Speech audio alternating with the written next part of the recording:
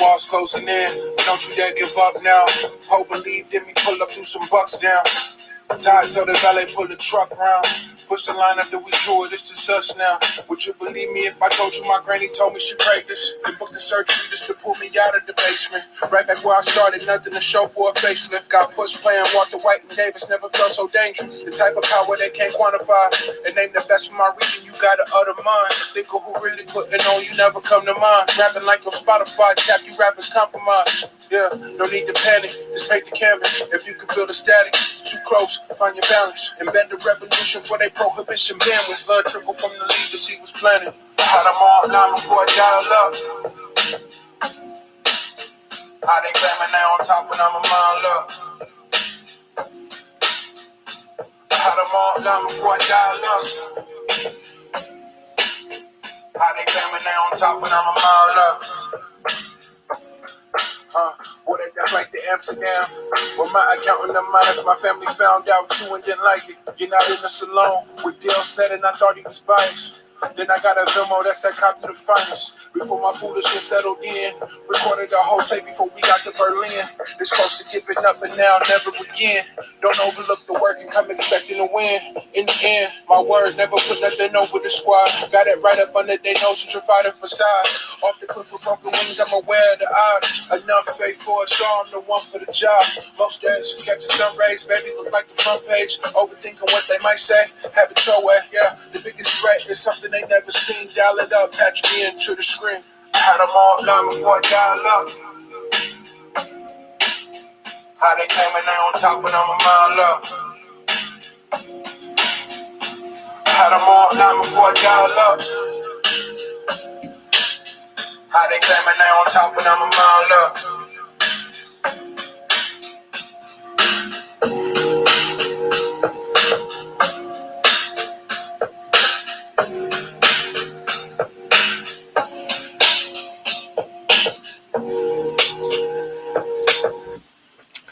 Hey everybody, how are you doing? This is Jackie Lukman.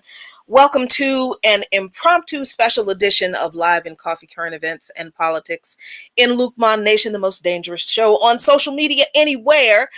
And of course, I could not let this day, this inauguration day in the United States, go by without talking about something that is very important to this day and the struggle that we have going forward.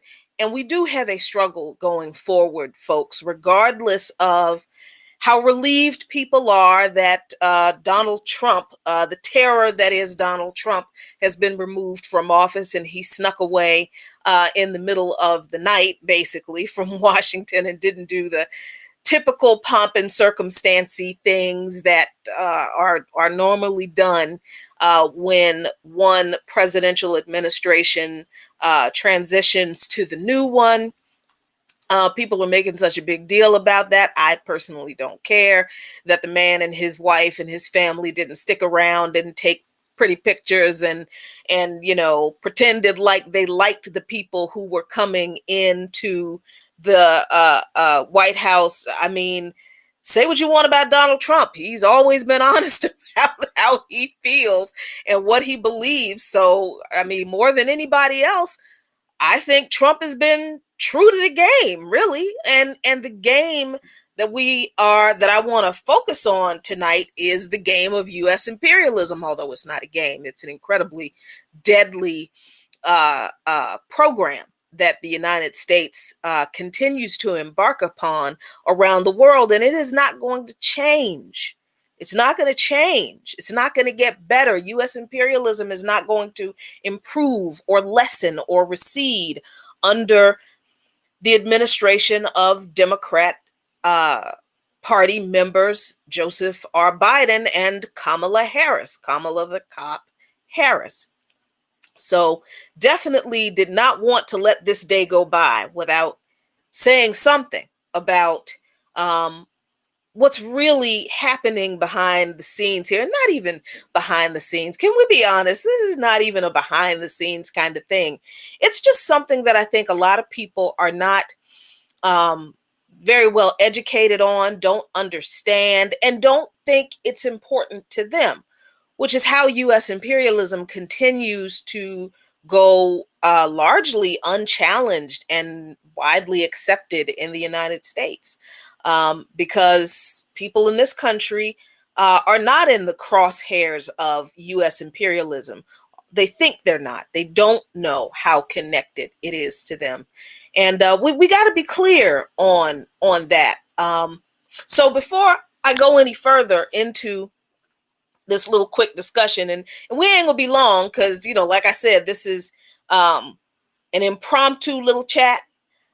Some things that I want to hit on really, really quick, and so that we keep them front of mind as we go forward under this Biden administration, because we're gonna have to keep fighting. The struggle continues, and U.S. imperialism is why that struggle continues. But before we get into it, listen, thanks so much for your support. We appreciate it very, very much. If you like what you hear and you see here in Lukman Nation, please share our stuff. You can always follow us on Twitter at Lukman Nation, the number 1. Like us on Facebook under Coffee, Current Events, and Politics in Lukman Nation, and subscribe to us here on YouTube under Lukman Nation, and consider becoming a patron. We appreciate your support. You can find us on patreon.com/Lukman Nation, LUQMANNATION.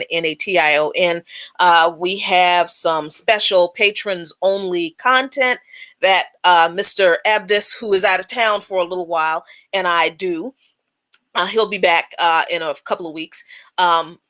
Just an emergency. He's fine. Just to let you know, I haven't buried him in the backyard. I know people are like, where's Mr. Abdus? He's fine, taking care of some stuff. He's out of town for a minute. He'll be back in a couple of weeks. So on the Patreon site, we have special exclusive patron only content, audio coffee chats that Abdus and I do talking about political commentary. You get sneak peeks of some of my monologues where patrons get to either see or hear them before anybody else does, and other good stuff. You get little bit of Lukman Nation swag for your I think $7 support and up. So please consider becoming a patron, and we really appreciate your support. All right, let's talk about this inauguration.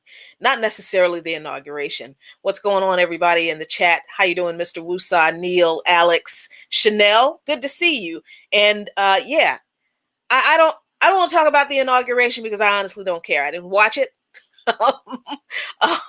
I'm gonna probably watch the highlights later on tonight. I did think it was funny that Trump kind of snuck out of town, kind of like the Leah. What's going on, Leah Boggs?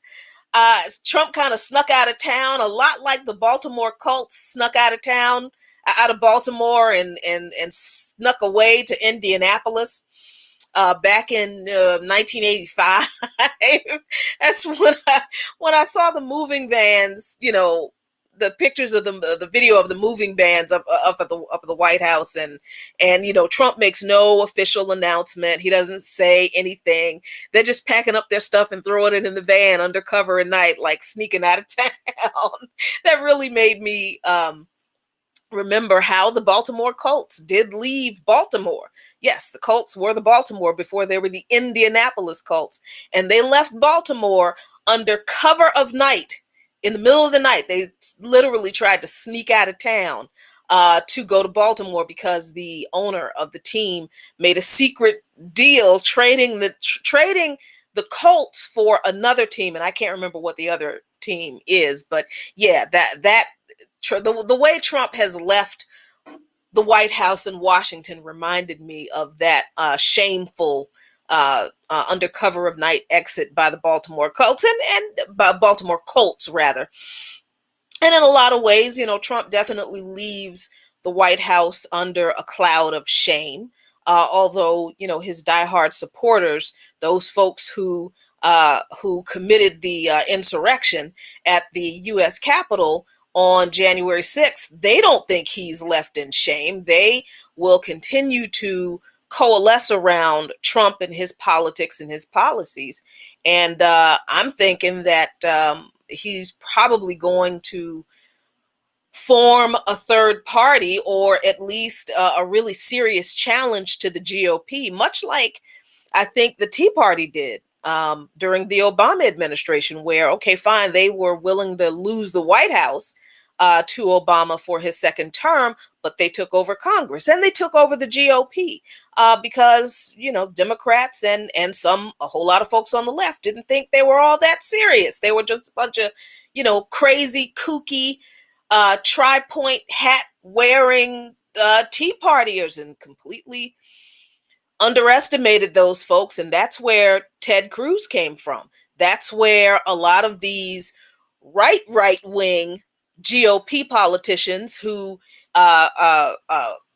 voted against the certification of the Electoral College vote and gave credence to this lie that the election was stolen. That's where a lot of them came from, the Tea Party. So yeah, I think that what's going to happen in the next couple of years is we're going to see a coalescing of Trump supporters running for state and local offices, doing a lot of grassroots politicking, just like the Tea Party did, and that'll be interesting to watch. But here's something that has been blowing my mind about people like exhaling now that Trump is out of office. Like, oh, our long national nightmare is over. Really? Just because Trump was he was what's the word I'm looking for? He was uncouth. He was, just because he was crass, just because he was openly racist. Yeah, a lot of the stuff that Trump did was yeah, it was absolutely blatantly racist. Of course, yes, there's no doubt about that. But can we stop acting like what Trump did was so much more horrible than what Barack Obama did before him? Because really, a lot of the policies that Trump advanced were just more stringent versions of the policies that Barack Obama put in place. And Obama's policies were holdovers from the George W. Bush administration.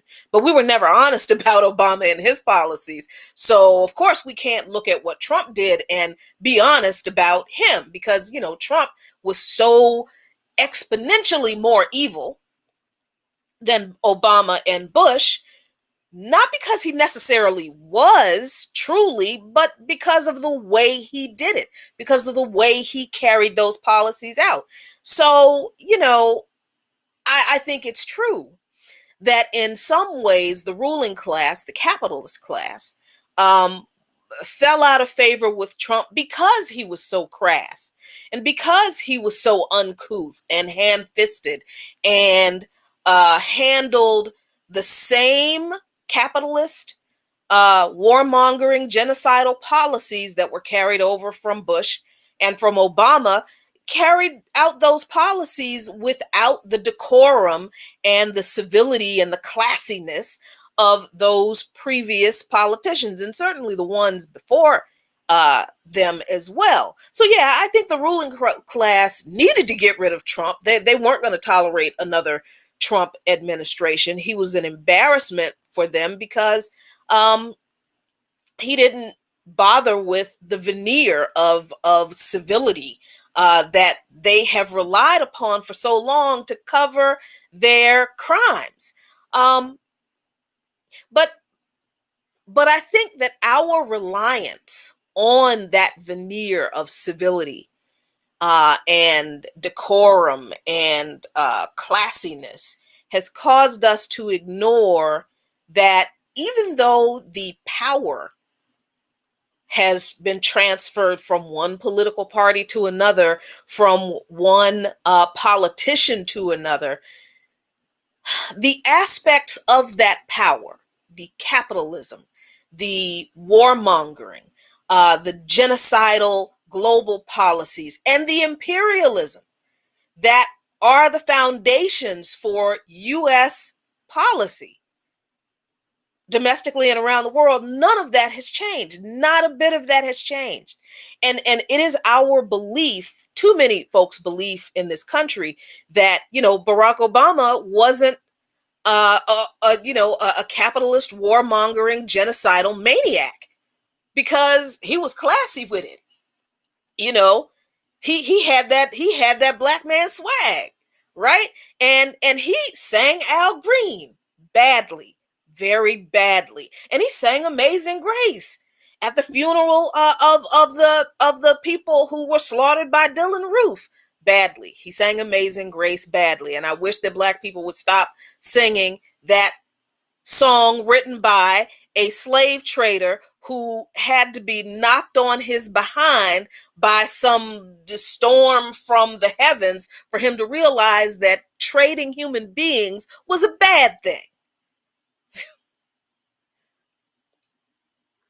So we focus on the fact that we're getting a politician or two politicians in the personhood of Joseph Biden and Kamala Harris, who have that Barack Obama level diplomacy and classiness and swag, and all the representation is wonderful. Kamala Harris, the first female vice president, the first black woman, the first East Indian, I think East Asian woman, the representative of so many cultures and ethnicities, and we're so focused on the window dressing of power that we don't pay attention to what the power actually is and what the power actually does. And um we're also divorced from the realities of US power and what it does around the world and how that's connected to us. The very fact that it is connected to us. And I mean, there are so many different US policies that are reflective of this, but I just want to focus on a couple of things that we've already seen from the Obama admin. I might as well call it Obama 2.0. Can we call 3.0 actually? Can we call Biden's presidency Obama 3.0? Because for the next 4 years, I'm going to slip up and call this the Obama administration, because that man ran on the fact that he was Obama's vice president, and he was going to do nice things for black people because he was Obama's vice president, even though Obama didn't do anything for black people. But okay, so imperialism is an enormous blood-soaked stain on whatever it is that people think the United States is. And of course, the Michael Brown said the Obama administration, the remix. That's exactly what it is. But okay, so let's get our hands around what imperialism is. Imperialism is just really simply a policy extending one country's power over another country through either diplomacy or military force.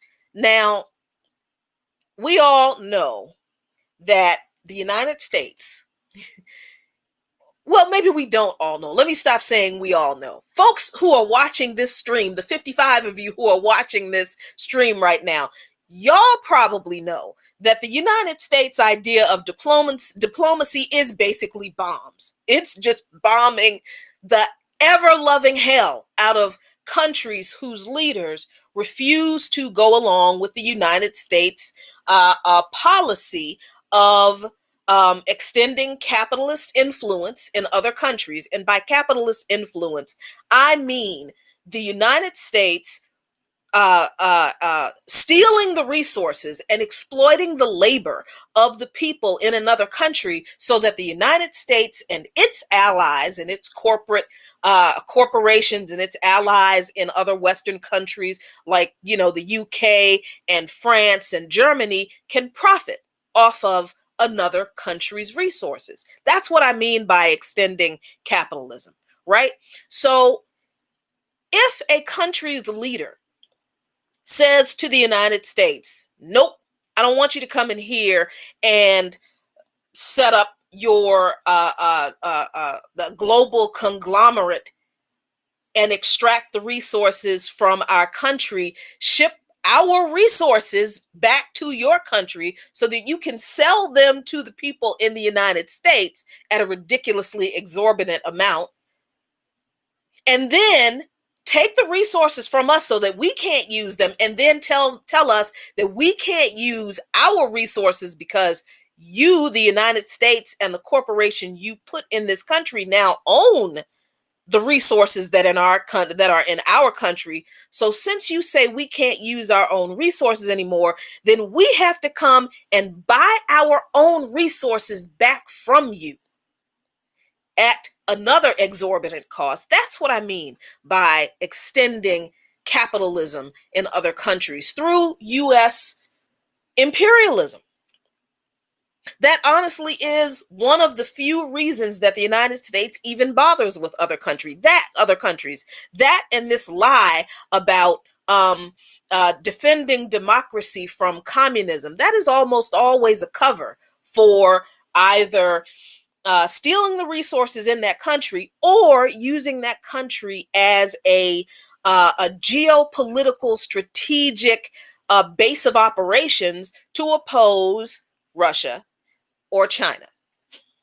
The two nations that the United States has been at ideological war with, and their allies, which include Cuba, Venezuela, Iran, or any country of sizable economic and military significance that does not also adopt a capitalist economy and political system that is rooted in capitalism. Okay, I hope that made sense. I tried to connect it all together, right?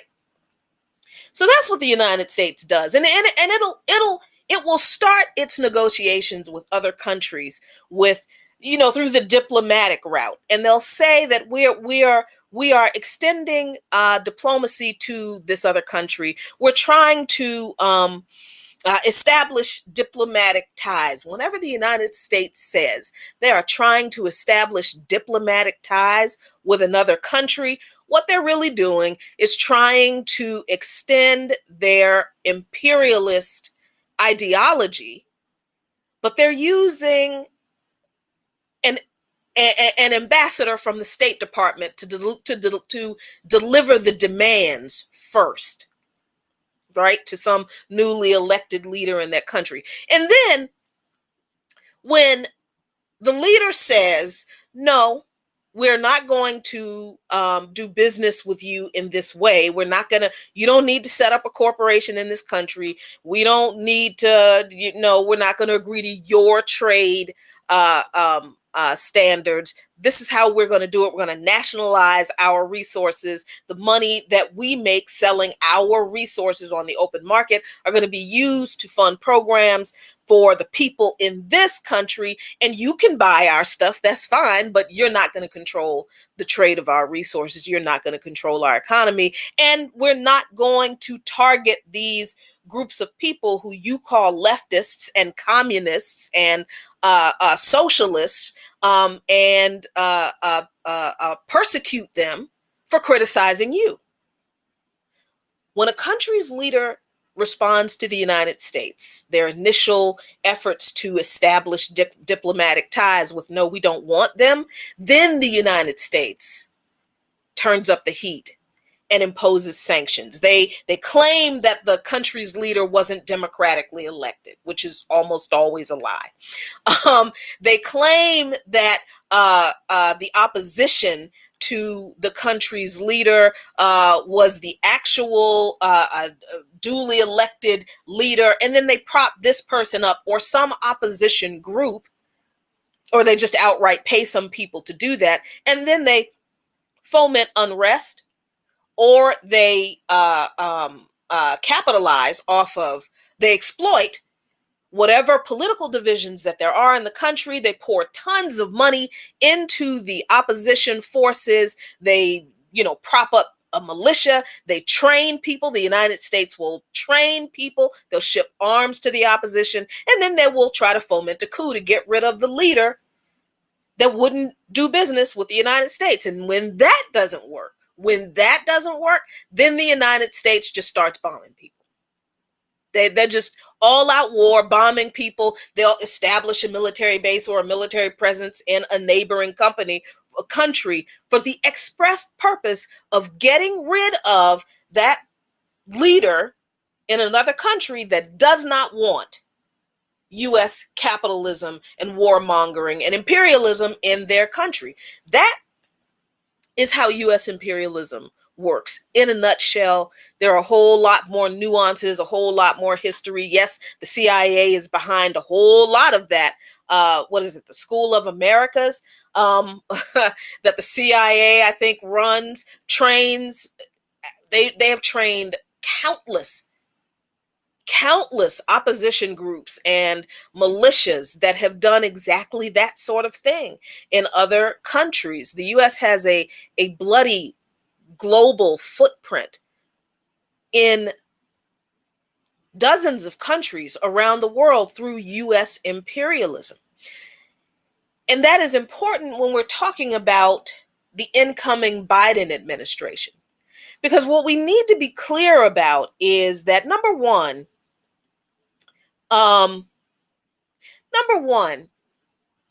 U.S. imperialist policy toward all of the countries that are currently in the crosshairs of U.S. imperialism will not change. Not going to change. The sanctions that have been imposed against Venezuela, against Cuba, against Iran, against Zimbabwe, against every country that the United States government says is, a socialist hotbed, a communist hotbed. They have a problem with their leader. They're a hotbed of terrorism. Joseph Biden is not going to lift any of the sanctions from any of those countries. And this is important when we understand what sanctions are. People always like to diminish sanctions as, just another tool in the diplomatic toolbox of being a way to force the government of another country to obey the United States. Well, first of all, why does the government of any other country have to obey the United States? At what point in the history of humankind did the United States become like the nanny of all other governments around the world, that they have to obey what the United States government says? You only establish that kind of posture by military might, which the United States absolutely has done, and by having such an influence on the world economy that you can literally impose sanctions on a country for not wanting to have a capitalist economy, or for not going along with whatever U.S. policy would negatively impact their country, and tell other countries not to trade with that country that this government is mad at. That's a form of economic sanctions. Or sanction businesses in another country to keep them from doing business with private businesses in the United States and other countries. That is another form of economic sanctions on a different level. Or sanctioning individual people, seizing whatever property they may own in the United States, keeping them from coming to the United States, blocking their visa applications. The United States uses sanctions to it's not a diplomatic tool. It's the bludgeon. It's the hammer. It is the hammer that the United States uses to torture other countries into giving up their self-determination to acquiesce to U.S. imperialism. That's what they do. And the other thing that sanctions do when imposed against a country, or when imposed against a trade, is that it cripples the economy of other countries, so that Governments can't import goods, they can't import medicines, they can't import food or fuel from countries that they would otherwise trade with had they not been sanctioned by the United States. And other countries, the ally countries of the United States, are such spineless imperialists themselves that they go along with these sanctions because they don't want to be on the United States' bad side. So when the United States sanctions, let's say Venezuela, and says to other countries, says to Venezuela, you can't trade with Germany, with the UK, with France. Germany and the UK and France could very well say, you know what, we're not abiding by that because you're starving those people and you're keeping medicine from them and you're keeping that. We're not going to go along with that. But the European imperialists, they go right along with it because they have the same ideology. They're all after the same thing, the resources of those countries that are being sanctioned. Why did I mention Venezuela? Because Venezuela is particularly important. And so is Haiti. And so is Cuba for pretty much almost the same reasons. The Biden administration has already announced that it will recognize the failed coup leader Juan Guaido as the legitimate president of Venezuela. Now, here we are in the United States having this discussion about stolen elections that weren't actually stolen. We talked about that before. But, you know, the idea of election integrity in this country has always been an issue because of voter suppression, outright voter suppression, and gerrymandering, and all the different ways the GOP has kicked Black and Latinx and otherwise Democratic voters off of registration rolls to make sure that GOP candidates would win in state and local races, and eventually in national races, but also the voter disenfranchisement of the Democratic Party in the primaries, sabotaging Bernie Sanders' campaign, that kind of thing, suing to kick the Green Party off of ballots in certain states to ensure that Joseph Biden would win the election by literally just not giving people choices to vote for. So here we are in this country having a serious discussion about the lack of voter integrity here because of those issues, as well as the undemocratic nature and complete illegitimacy of the Electoral College because of the history of it and where it came from. And imagine the president that has just been inaugurated, that everybody has all this happy hope for, has already said that he is completely ignoring the legitimate election of Nicolas Maduro in Venezuela to recognize some guy, some random dude who actually just kind of declared himself president of Venezuela when the Trump administration decided, hey, let's get in on this game of trying to coup the Bolivarian Revolution in Venezuela. And there was a rally that the National Assembly had in Venezuela after the election of Nicolas Maduro, where he legitimately won the presidency. And somebody gets a call from Mike Pompeo saying that, the United States doesn't recognize the validity of this election.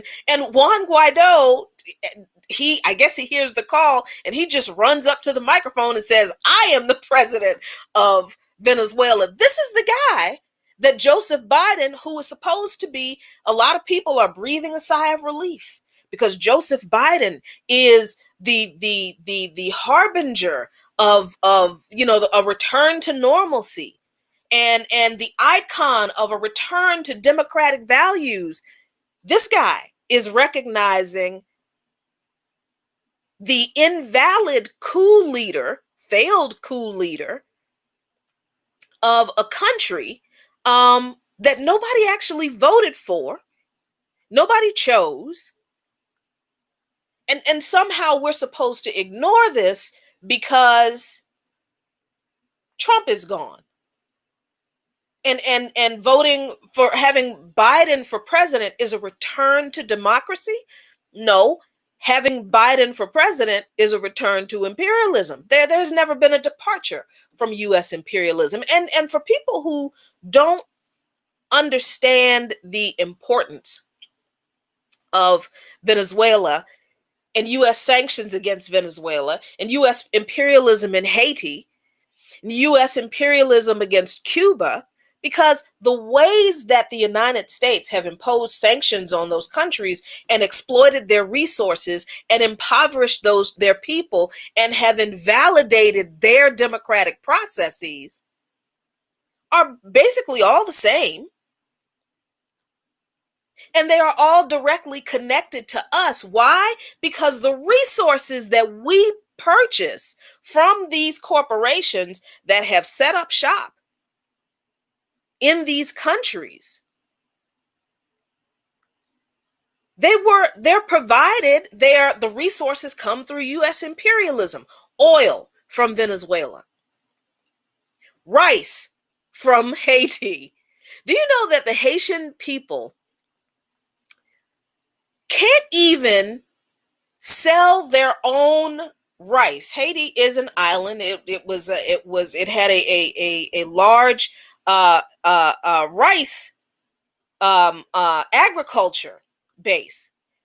The United States gets involved, takes over the farming in Haiti, privatizes rice growing and production, and then tells Haiti that they can't use their own rice that they grow on their land, sell it on the open market for themselves. Haitians have to buy rice from the United States. That's why a lot of US aid goes to Haiti, because the United States and France, that still forces Haiti to pay for fighting and winning their own liberation, have pretty much privatized every resource on the island and have made Haiti pay for its own resources just in order to eat. And of course, Haiti can't do that because of the exorbitant taxes, tariffs, fines that the United States and France continues to levy on Haiti. So the resources, the food that we get, the oil that we get, comes from countries that the United States has oppressed through its imperialist policies. Now I know, DJ Matt Diplo, sorry, I got your name wrong. The cocoa industry also in Haiti. Thank you for that. And in African countries. This is also true in a lot of African countries. So, excuse me. So when we talk about celebrating the inauguration of Joe Biden and Kamala Harris and believing that we're returning to normalcy, I really got to ask people what you believe normal was. See, normal for us here in the United States was, it was bad enough. It's bad enough that here in the United States, we are so class stratified. And when I say we, I think right now I'm talking about Black people in particular, because too many of us were sitting up there crying, just tears of joy. Oh, look at Kamala Harris, first Black woman, this, that, and the third. Like we're going to get anything from these people. I know that Biden says he has this plan to tackle white supremacy. It was kind of ridiculous that he actually said that, in his inauguration speech that, I'm gonna tackle white supremacy or some ridiculousness like that. It's like, what's he gonna do? Tackle himself? Because let's remember, Joseph Biden was the guy who is proud that he worked with white supremacists during his career to negotiate aspects of the Civil Rights Act.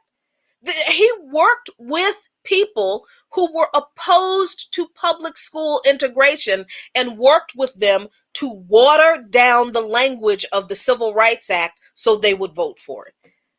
Is there any wonder why the Civil Rights Act didn't do everything that the actual activists who fought for it wanted it to?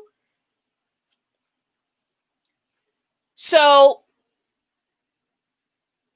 already we in the United States are not clear on the class implications of people who look like us, like Kamala Harris, being in office, but who will never govern for the masses of us, the working class, poor, and oppressed in this country, because we don't understand the nature of capitalism, and we certainly don't understand the nature of racial capitalism.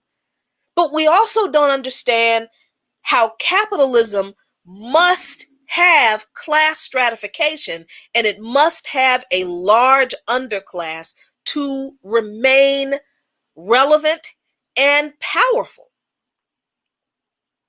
And this is why other countries don't want capitalism. This is why they don't want a departure from a socialist or, a communist or any people-focused policy that ensures that the human rights of their population, the masses of their population, which are mostly working class, poor, and oppressed people, that is the vast majority of the people on this planet. Most of the people on this planet are working class, poor folk. And this is why the leaders of many other countries around the world completely reject capitalism, because they understand that for capitalism to flourish, somebody got to be oppressed. And that somebody is always working class and poor people. So they choose an economic system that redistributes the profits from the resources of that country to the people so that the rate of poverty is diminished, resources are more equally distributed, everyone's basic human rights are met: healthcare, housing, education, so that people have room to breathe and, don't have to struggle to get healthcare and housing, and don't have to worry about being homeless if they can't afford those things. So here we are in this country, not even understanding the basic ideology that undergirds capitalism, that somebody has to be oppressed. Somebody's got to be on the bottom and stay on the bottom for capitalism to continue to flourish. And in the United States, racial capitalism is the thing, because usually the somebody is significantly mostly Black folks and brown folks and indigenous people. So we don't even have that understanding in the United States. So, of course, we don't understand the role that imperialism plays in perpetuating our oppression in this country by oppressing working class, poor, and oppressed folks in other countries. That is the connection between U.S. imperialism and whatever it is we claim we want here. And if we don't understand that that's our connection to other people in other countries, I know we have a movement here in this country of Black folks who believe that we're either not African, or we have no connection with Africa or African people throughout the diaspora. We've tried to reason with these folks for a while. I am not reasoning with these people anymore, because they actually believe that they can get something from a right-wing political party that has agreed with them that, if Black people declare ourselves Americans first, then we can demand of this government reparations for our unique experience in this country in particular, but that same group of people just stormed the U.S. Capitol and called a bunch of black cops every racial epithet outside of their name. And then you just had the representatives of that political party release the 1776 Project, which is an edification of the racist mythology that slavery in the United States won't that bad. And it won't that bad because everybody throughout human history had slaves. So what y'all complaining about? America is exceptional. Shut the hell up. Bunch of black folks agreed that they were American, and that was how they were going to get their reparations, because African, we ain't got nothing to do with Africa, and Africans never supported us, and blah blah blah. Why should we care about what happens to or what is done to Africans? We're Americans, so we need to get our reparations from America because we're Americans first. And the people who campaigned on America First literally just released a document on Martin Luther King Day that slavery wasn't so bad. Y'all's ancestors weren't treated that bad. Shut up.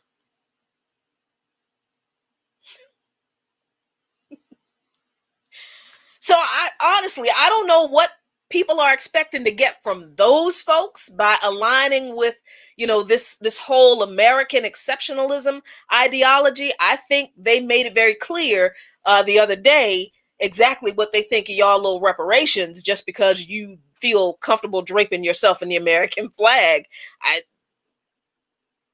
But what is important to me is the fact that their idealization, their continued commitment to this American exceptionalist idea or ideology is absolutely at the expense of people who look like us around the world. And if that isn't enough to hit people to how dangerous ignoring imperialism is, U.S. imperialism is, because whatever we think we're going to get from these people, whatever it is, if we ignore U.S. imperialism, we're getting it at the expense of the suffering and the death and the oppression of other folks around the world. If that's not enough to make people stop all this weepy, emotional, oh, we've returned to normalcy, and oh, Biden and Kamala Harris are going to uphold democracy that we actually don't even have in this country. If being concerned about the oppression and the genocide, the warmongering against other people in the world is not enough for you to realize that you are connected to those people, even if just by the fact that so much of what is imported into this country for our consumption, the very computer that I am streaming from, the materials that this computer is made from,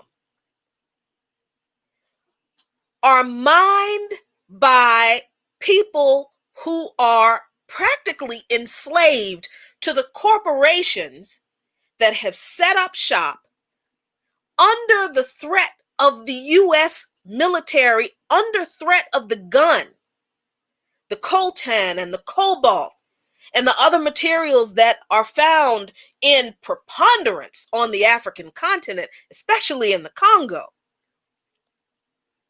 Those children digging in the ground with their hands for these materials under the military dictatorships of African leaders who are propped up by the United States government, who are financed, who are selected. They're militias who are trained by the United States government, who are supported by U.S. AFRICOM, who receive billions of dollars in support from the United States government. You can't talk about corrupt African leaders without talking about the money and the power that put them there and that continues to keep them there. And that is U.S. imperialism with the complicity of the former colonial powers in Germany, in Britain, in France. If that's not enough to help you see the importance of paying attention to the continued ravages of U.S. imperialism that will keep going under Biden, if y'all still don't think you connected to these people, I mean, please understand this. Afro-Brazilians, Afro-Venezuelans, Nicaraguans, Mexicans, Afro-Cubans, Haitians, Black folks in Denmark. There is nowhere in this world where Black folks exist that we cannot trace our connections at some point back to the continent of Africa. And for many people in the Caribbean and in the Americas, most of us can trace our existence in those countries, many of us, right back to the same transatlantic slave trade. So for Black people in this country to talk about they don't have anything to do with what the United States does in Africa, and AFRICOM doesn't mean anything to them, and what the United States does on the continent doesn't matter, and they ain't Africans. The United States only received what, maybe 4%, I think. It was the last statistic of the Africans who were snatched from the continent in the transatlantic slave trade, just 4 or 5%. I know it was less than 10. Where'd the rest of those Africans go? Brazil, the Caribbean, the UK. Further than that, after the transatlantic slave trade was outlawed, it was illegal to ship enslaved people from one continent to another. Where do people think the rest of the slaves came from after the transatlantic slave trade was outlawed? Where do people think those slaves came from? Do people really think that all of the enslaved people just procreated where they were? No. South Carolina was actually one of the largest centers of what do they call them? Breeding farms among the enslaved. Colonies in the United States, plantations in the United States, southern states profited off of breeding enslaved people. And let's just call it what it was. It was rape. They made a cottage industry off of rape and the forced impregnation of enslaved women so that they could create more people to be sold into slavery, not just to other states in the United States, but get this, to other countries. It was a covert action. So people who talk about they're not African and they don't have anything to do with Afro-Cubans and Afro-Venezuelans and, people in Haiti, and you don't understand how absolutely connected by DNA that we all are. We're connected by actual DNA, and we're also connected by the DNA of US imperialism, because it is those countries that the United States that usually, those countries that usually have significant populations of African descended people,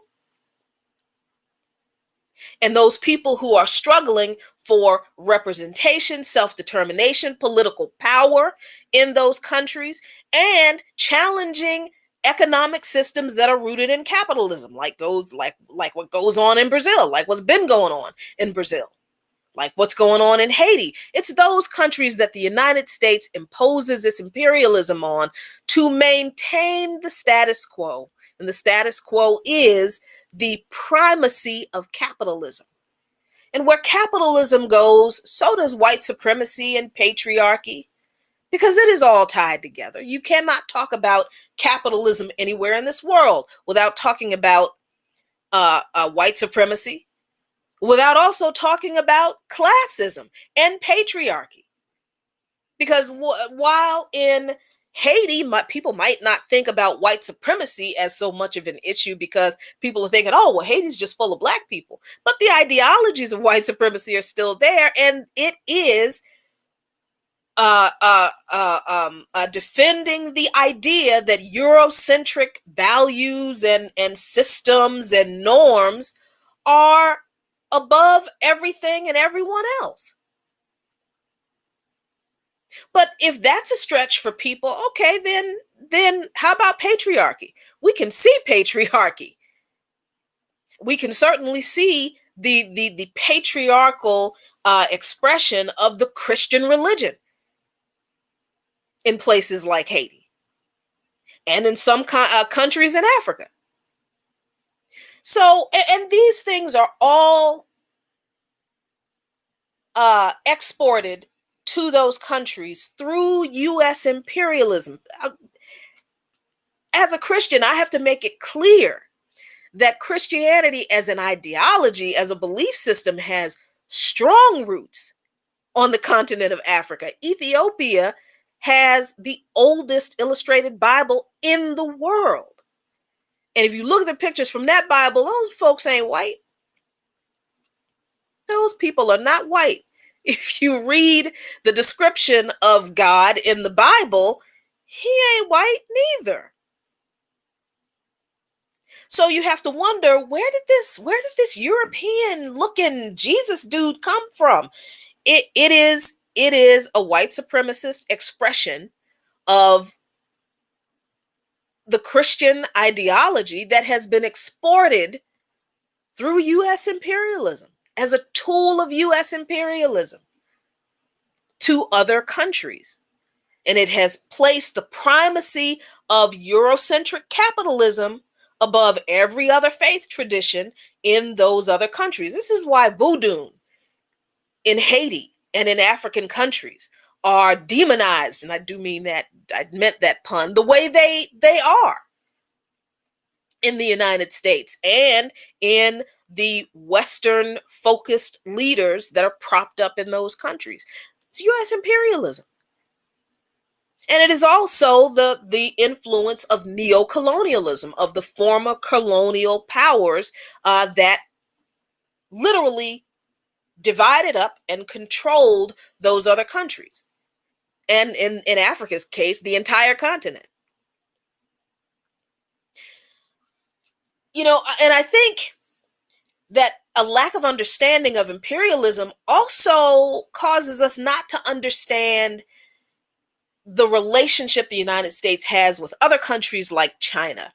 Like, an aspect of imperialism is also the imposition of military power in another country, or the using military power to maintain control of other countries. This is why the United States has 800 plus military bases around the damn world, because that is US imperialism. You can't control the outposts of your empire that are hundreds, thousands of miles away from you through, diplomatic cables and nice telephone calls, you have to have a military there to enforce your ideology in that outpost. It's the same thing that the Roman Empire did. Same thing that the British Empire used to do. Same thing that every empire has done when it has conquered another region. They left their military there to make sure that the ideals of the conquering nation were entrenched and maintained and enforced. Violations of those ideals will be enforced. That's why the U.S. military has 800 plus bases around the world. It's not to protect this lie that they continue to tell, that the U.S. government continues to tell, that the Biden administration will continue to tell, to continue to keep those bases open and to continue to keep the warmongering going, because that's not going to stop.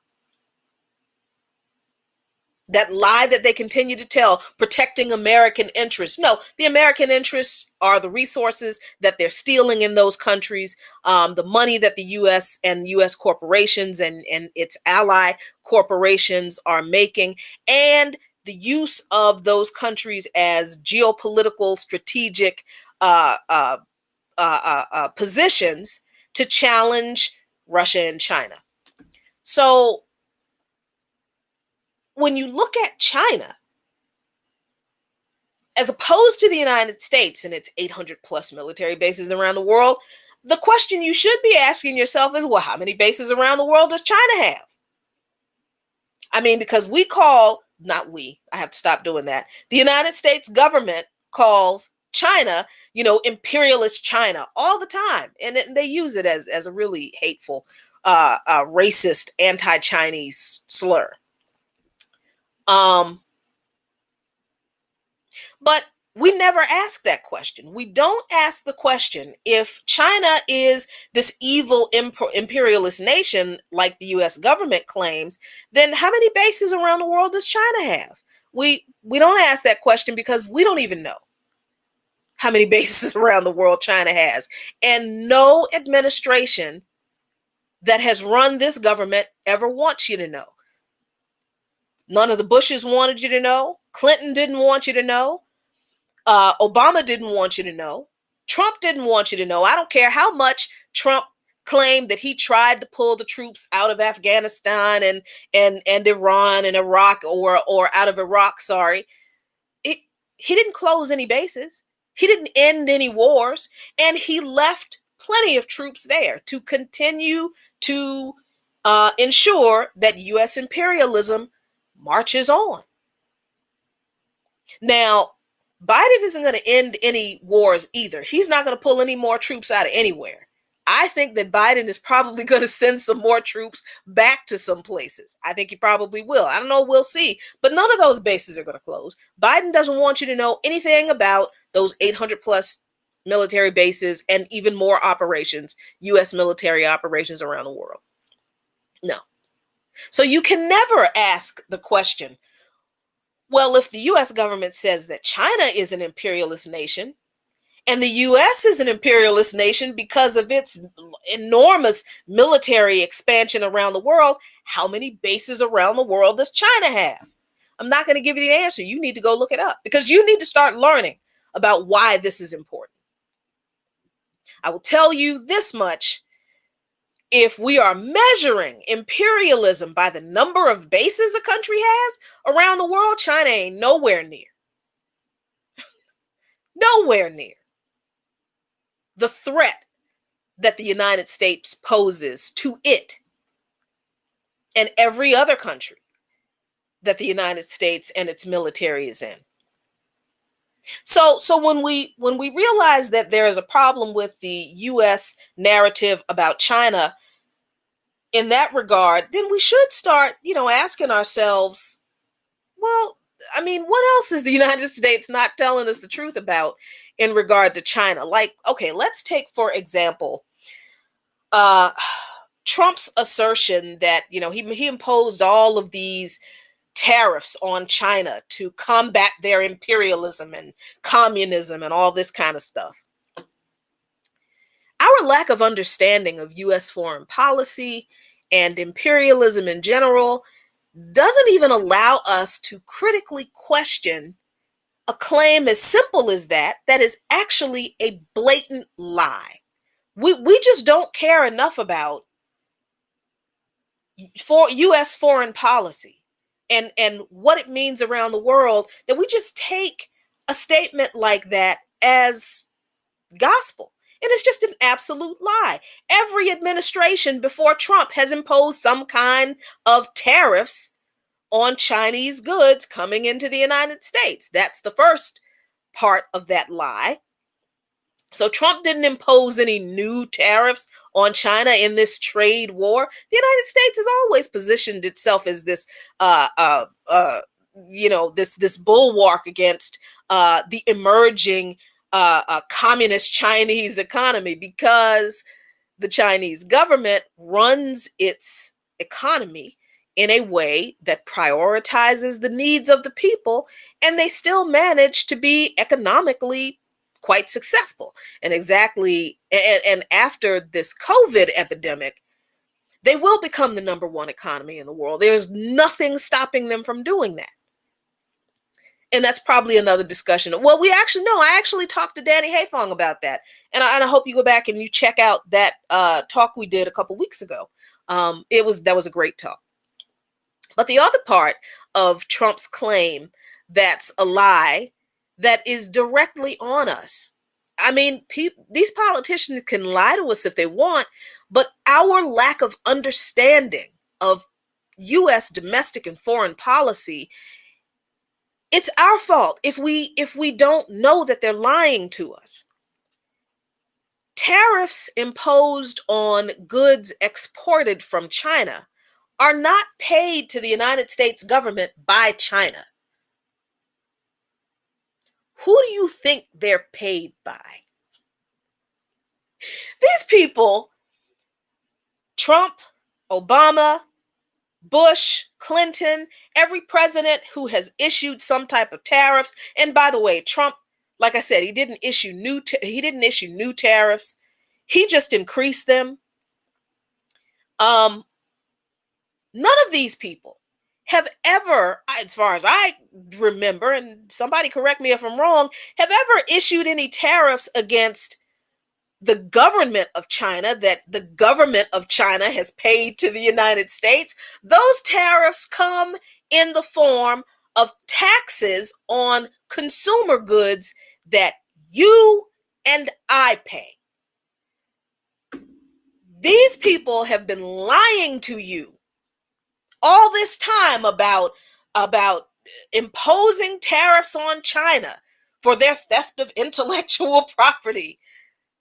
And we're the ones who end up paying taxes, higher taxes on goods that are exported from China. So is that China's fault? Or is that the fault of these politicians in the United States who have found yet another way to use imperialist U.S. policy to demonize another country that they actually can't control? Because you're not going to roll up in China with a population of 1 billion people and just plop a military base down there and get away with it. That's not going to happen. So the United States has to approach their imperialist assault on China a different way. And it's through this ideological kind of campaign that they wage against China, but they use us to pay for what they claim are the sins of China. And once you understand that, if you're not asking yourself, then, okay, if the United States is actually not forcing China to pay tariffs to the United States, and we're the one who are actually paying these taxes, what else is this government lying about in regard to China? That's another reason why imperialism that the United States embarks upon in other countries absolutely does affect you. You literally pay for it. We literally pay for it.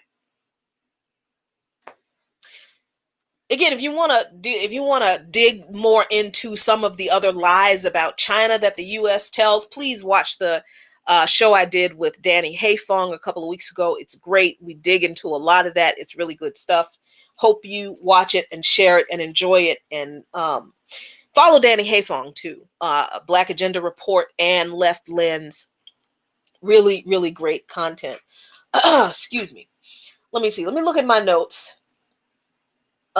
Make sure I got everything that I really, really wanted to hit on.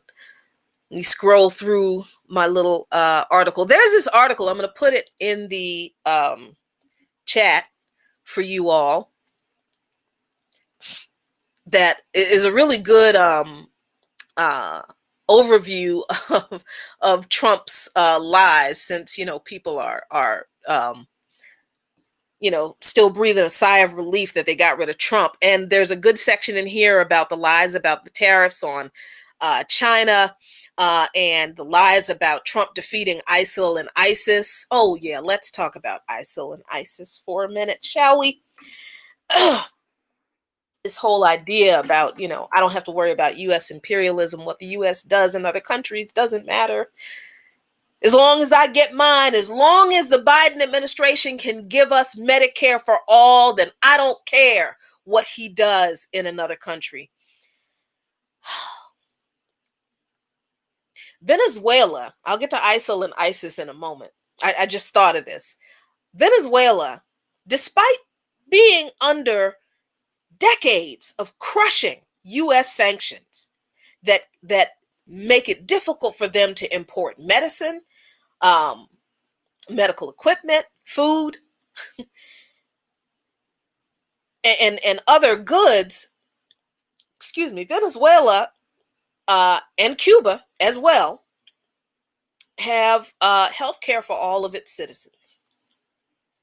Cuba actually sends doctors around the world. Cuba's doctors are world renowned for their assistance in crises, for their expertise, for their medical expertise. And Cuba is actually known for its medical advancements. They have a vaccine for a form of lung cancer. They also have a treatment for diabetes that has all but eliminated diabetes-related amputations. They have had treatments for COVID-19 before the United States had anything. But because of U.S. sanctions and the U.S. imperialist demonization of Cuba as an evil communist socialist country with an evil dictator as a leader, you and I can't get any of those things. We got people in this country, hundreds of thousands of people, who are going bankrupt and becoming homeless because of medical bills. But in Cuba, you can get a vaccine for lung cancer. That's free. The government pays for it. The government pays for research. Doctors in Cuba make house calls, check up on their patients. That's just how they do it. It's not like a special thing. Everyone gets the same treatment. You can't get that here. And this government, under every president since Kennedy,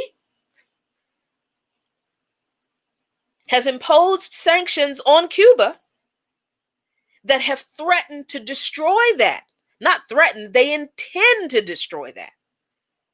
But at the same time, this country is telling you that it can't afford Medicare for all. For you, you can't afford that. No, you can't have it because it costs too much money. Venezuela just completed last year a multi-million-dollar housing project where the country built housing, free housing for everyone. There is no homelessness in Venezuela. But Nicolas Maduro is an evil dictator. In this country, though, and the United States spends billions of dollars in sanctions, media propaganda, military action against those countries because they provide for their people. In this country, though, in every administration I can't even remember when the sanctions against Venezuela began in this country. We got people who are homeless right now and people who are about to be homeless because this country had to shut down, like every other country in the world that responded to the coronavirus in kind, had to shut down to stop the spread of the coronavirus. So they couldn't go to work, so they didn't have any money to pay their rent. So the homeless crisis will expand in this country. While countries like Venezuela and Cuba, that are supposed to be so evil, they provided regular monthly money to their citizens so that they could pay their bills. They ensured that once the COVID crisis ended, everyone would have their job. They provided resources to businesses that had to close to make sure they wouldn't go under. This country that spends billions of dollars a year imposing sanctions upon those countries, fomenting coups against the democratically elected leaders of those countries in an effort to steal their resources and extend the capitalist and imperialist influence in those countries. This country tells you and me that we can't have affordable housing. We can't have free housing. We can't have free education. We can't have government-sponsored medical care. We can't have that because we can't afford it. But imperialism isn't important to you? Really? Imperialism is part of the reason you don't have shit.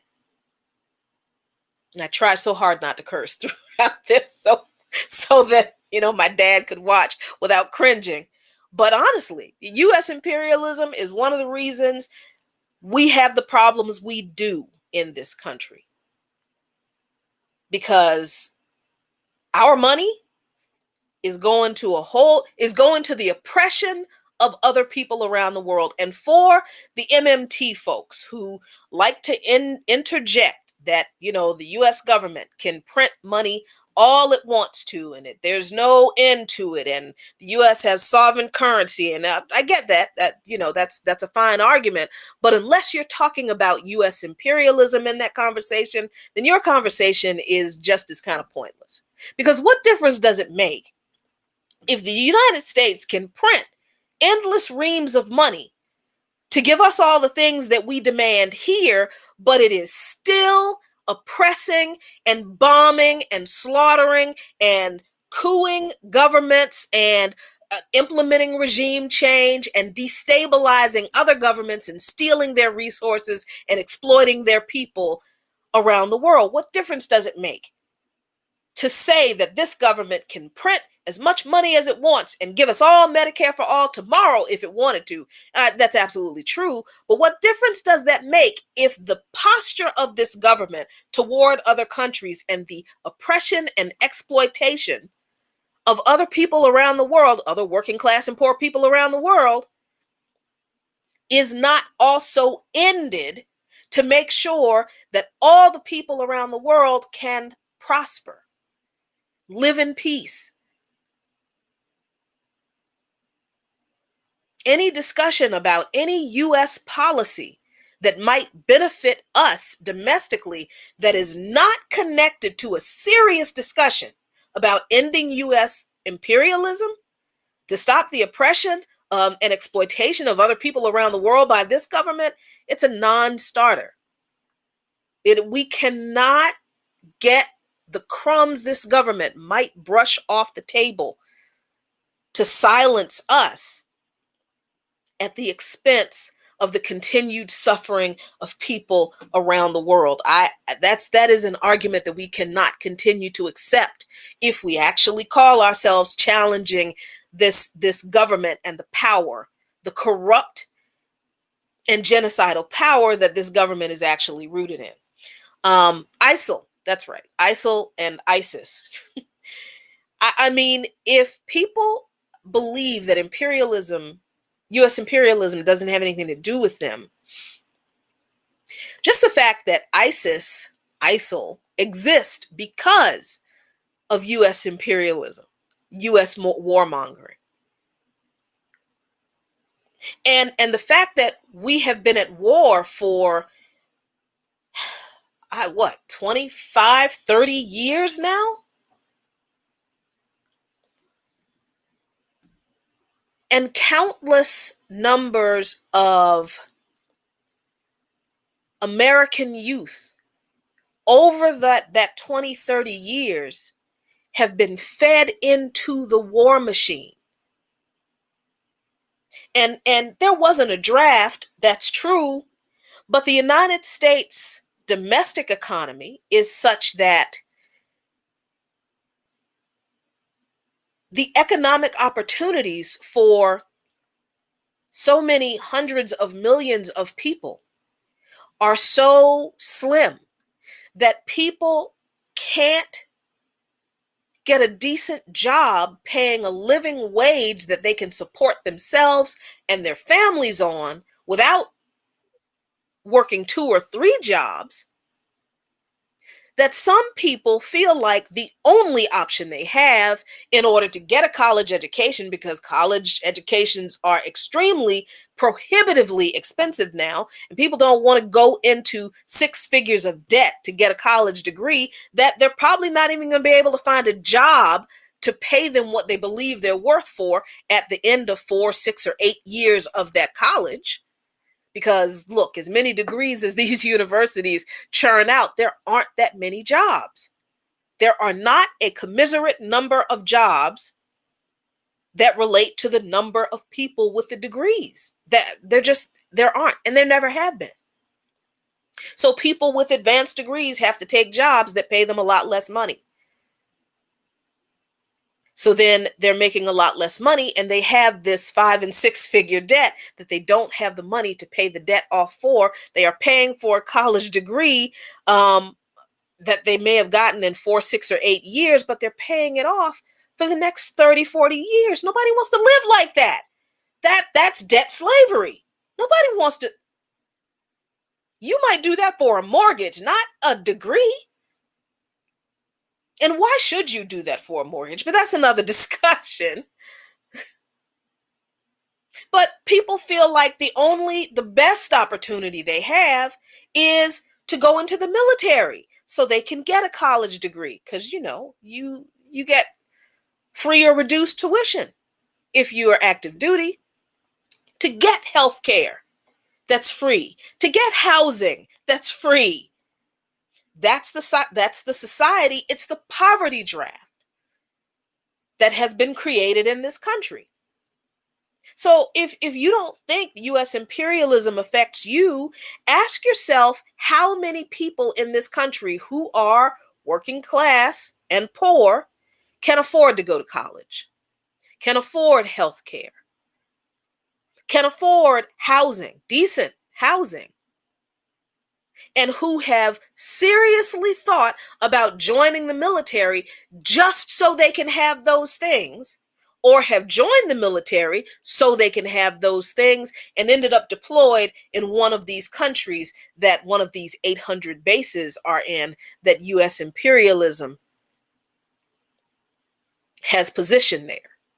US imperialism absolutely affects us in many more ways than we have ever known, but in many more ways than a lot of us ever wanted to admit. So, look, I know that people are celebrating, just woo, they're so happy that Joe Biden is president of the United States, and oh, Trump is gone and we don't have to worry about him anymore. I am telling you that nothing will change in regard to the current state of US imperialism, the warmongering. Those drone bombs, they're not going to stop being dropped. Trump didn't stop the drone war program. Trump did not stop that drone war program. Biden isn't going to stop it either. Biden's not going to close any of these bases. He's not going to do anything about AFRICOM. Those people are still going to be exploited to mine those resources to give us the creature comforts that we enjoy and some of the technology that we need. Those people aren't going to be treated decently, paid a decent wage, or given benefits. So I'm not sure how we can ask for that for ourselves and not see that our vote for politicians who continue to uphold U.S. imperialism that creates those conditions and maintains them for people around the world. I don't know how people can continue to believe that our voting for these politicians who do that in our name doesn't directly impact us, because it does. So, ooh, y'all are on fire in the comments. Let me get to some of these comments before I go, because I didn't watch the inauguration today. I made chicken and barley soup because I just wasn't going to do that to myself. Let's see. Ramona Lawson, how you doing? Said the media fawning over Biden and Harris will be insufferable. Oh, it's going to be bad for a while. They weren't rational with 45, and they're set to swing in the extreme opposite direction. I mean, the media was, yes, Trump was overtly fascist, I guess, and people made a big deal about saying, oh, full-blown fascism. Well, tell me what's more fascist than the U.S. Law enforcement system, the U.S. prison system, the carceral state. What? That's fascist. I mean, is that acceptable fascism? And then that's kind of the way we frame the discussion about imperialism. It's like, yeah, the United States is responsible for, a million Iraqis being murdered in this senseless 20-year war that, George Bush lied us into and that Obama continued. But, it's not so bad. I mean, that was necessary warmongering, I guess, or classy warmongering. It's just, we got to stop. So Trasido says the fact the white people have ignored history while pushing straight into fascism with their imperialist history, empowering them is insane enough, but it needs to be called out regardless. I think that's absolutely true. We can't have a discussion about capitalism. We can't have a discussion about U.S. power, about power, because people are always talking about, the peaceful transition of power. And they leave it at that. And they never describe what do they talk about by the transition of power? The power doesn't change. The capitalism, the warmongering, the genocide, the imperialism, the white supremacy, the patriarchy, that is the foundation of the power, the ableism, the homophobia, the xenophobia, all those things that are the foundation of the power and the expressions of the power, they haven't changed. The power's just been transferred from one representative of the power and the system to another. The power has remained the same. And this whole idea about this peaceful transition of power, so what, these two representatives don't kill each other while they are both stewards of this genocidal power dynamic that harms us all. That we need to stop repeating these ridiculous media lies. Let's see.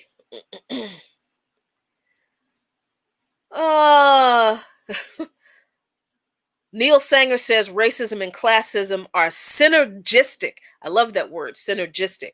Absolutely true. Scroll down.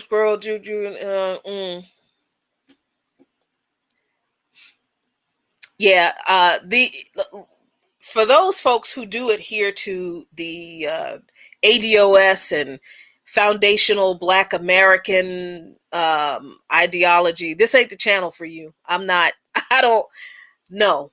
This is not the channel for you. Well, here's the thing. this is going to be the last comment, and then I'm going to go and eat my soup. Tony rides again. What's up, Tony? Says, men are evil that you can't change. That is a job only for God. Here's the thing. I'm not advocating that we try to change people. I'm really not. I don't. This is, I think, this has been the error with a lot of Black people and the way we challenge white supremacy and racism, and certainly a lot of folks on the left. We embark on what W.E.B. Du Bois and Martin Luther King Jr. called moral suasion. Like, we've been trying to appeal to people's better natures. And I'm of the opinion that, not only do most people in power probably don't have a better nature at this point by the time they get to a position where they can wield some of that power, or, they just ignore their better nature. It's also not my job to get them to see that they should do the right thing just because it's the right thing to do. That's not my job. That's not what we should be doing. No, we should be demanding that human rights be respected and supported. That's it. If this government is supposed to be of the people, for the people, and by the people, and that's a conversation we can have on another day, the lie that is. But if a government's job is to be responsible for and care for the people that it represents, then we need to demand that the government live up to its duties. That's it. That's the government's responsibility, and that's what you're going to do. And if you're not going to do it, then we will advocate for ourselves. We will remove you, replace you. We need a new government. We need a new system that will meet the needs of the people. It's not my job to change the fact that some people are evil. I know they are, and I agree. That's God's job. That's way above my pay grade, whether you're evil or not. Excuse me. Oh, sorry. But what I can do is advocate and fight for and struggle for the liberation of all people. That's our job. That's our job. And fighting for the liberation of all people on this planet does not include appealing to anybody's better nature. Screw your better nature. Do what's right by the people, or the people will rise up and deal with you. Our responsibility is to be educated enough to know that we need to rise up, who we need to rise up against, why, and how to do it. So, I hope this gave you a little bit of insight into how we see things here in Lukman Nation, how we are approaching this incoming administration. Nothing changes for us in Lukman Nation. Our struggle continues against this capitalist, genocidal, warmongering, white supremacist, imperialist, sexist, patriarchal, xenophobic, transphobic, ableist power structure. Our struggle continues against this power structure, because just because Joseph Biden is the representative of it, just because Kamala Harris is the representative of it now, it does not mean that the power structure itself has changed one bit. It is only going to continue to impose those ideologies on us here in the United States and folks in the rest of the world with a more classy demeanor and a lot more decorum, so that we can go back to believing that the United States is that shining beacon on a hill, which it never was. So that's what I got to say on this inauguration and this new administration. Y'all better keep fighting, because the fight has truly just begun. Thanks a lot for watching. Appreciate you so much. Again, share this video if you like what you see, what you heard. Subscribe to us on YouTube under Lukman Nation, Follow us on the Twitter, Lukman Nation #1. Like us on Facebook, Coffee, Current Events, and Politics in Lukman Nation. Consider becoming a patron. You can find us on patreon.com/Lukman Nation. We have lots of great content, especially for patrons. We appreciate you. Whew. We got a lot of work to do, y'all. As I've been saying for a while, and it is ever more true, even more true now, as Fred Hampton would say, peace if you are willing to fight for it. And we are still having to fight for it. Y'all take care. Good night.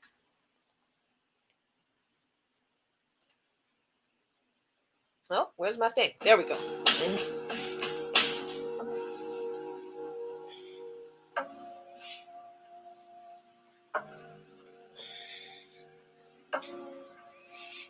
I had them all down before I dial up. How they claiming they on top when I'm a mile up. I had them all down before I dial up. How they claiming they on top when I'm a mile up. I know the wall's closing in. Don't you dare give up now. Pro believe, let me pull up to some bucks down. Todd told the valet pull the truck round. Push the line up that we drew it, it's just us now. Would you believe me if I told you my granny told me she prayed this? We booked the surgery just to pull me out of the basement. Right back where I started, nothing to show for a facelift. Got